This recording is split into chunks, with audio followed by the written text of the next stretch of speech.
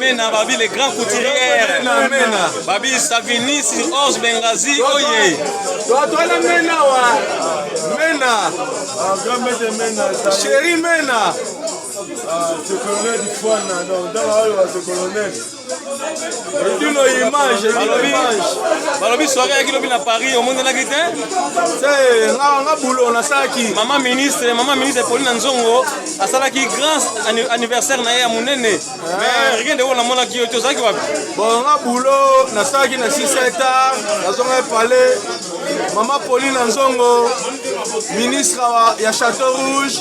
Maman, joyeux anniversaire. Nzamba pambola yo.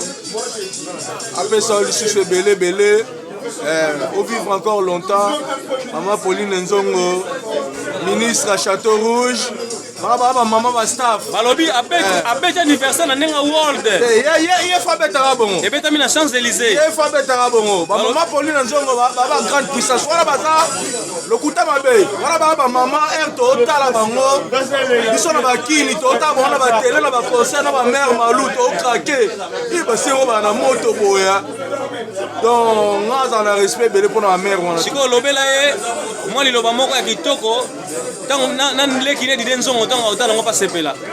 Na bébé c'est Nzongo, maman mère de jumelles. Maman Pauline Nzongo, encore une fois, Riguen de Olo Kilo et Son, joyeux anniversaire, sœur Nabiso. Nzambe abatela yo, oza toujours bien.